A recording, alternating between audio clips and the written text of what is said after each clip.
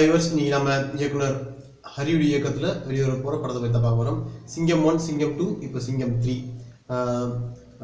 Surya sir மற்றும் ஹரி அவருடைய கூட்டணியில் வந்திருக்க ஒரு பெரிய படம். ஏற்கனவே அந்த படம்லாம் வந்து மக்கள் மத்தியில் நல்ல ஒரு வரவேற்பு பெற்றிருந்தது.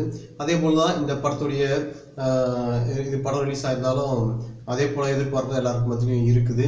மேலும் இந்த படத்துடைய டீசரும் அந்தளவுக்கு சிறப்பாக அமைஞ்சிருந்தது. இது வந்து பார்த்திங்கன்னா ஜல்லிக்கட்டு அது போராட்டம் நடந்தது எல்லாருக்குமே தெரியும். அதில் வந்து சூர்யா சாரும் வந்து போய் கலந்துருந்தார். மற்ற நிறைய பேர் வந்து அவங்க வந்து அங்கே போய் அந்த ஆதரவு தெரிவிச்சாங்க. அது மட்டும் இல்லாமல் அந்த போராட்டம் நடக்கிற இடத்துக்கே போனதை நம்ம வந்து செய்திகள் வாயிலாக பார்த்தோம். இது இப்படி இருக்க இப்போ அந்த போராட்டத்தினால மக்கள் மத்தியில் அவங்களுடைய மனநிலை எப்படி இருக்குது அப்படின்றத நம்ம வந்து கவனத்தில் வச்சுருக்க வேண்டியது அவசியமாக இருக்குது. அதே போல் படத்தை ரிலீஸ் பண்ணுறவங்களும் அதை வந்து என்ன பண்ணுவாங்க, மைண்டில் வச்சு தான் எதையும் ரிலீஸ் பண்ணாங்க. அதனால தான் இதை வந்து கொஞ்சம் லேட் பண்ணாங்களா, இல்லைன்னா அடுத்த மாதத்துக்கு வந்து ஷிஃப்ட் பண்ணாங்களா அப்படின்னு ஒரு கேள்வி எழும்புது.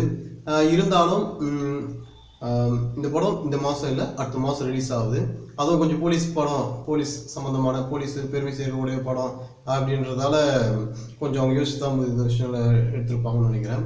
ஏன்னா வந்து ஏற்கனவே வந்து 26 ரிலீஸ் அப்படின்னு சொல்ல டிவி ஆட் எல்லாத்தையும் அப்படி போட்டிருந்தாங்க.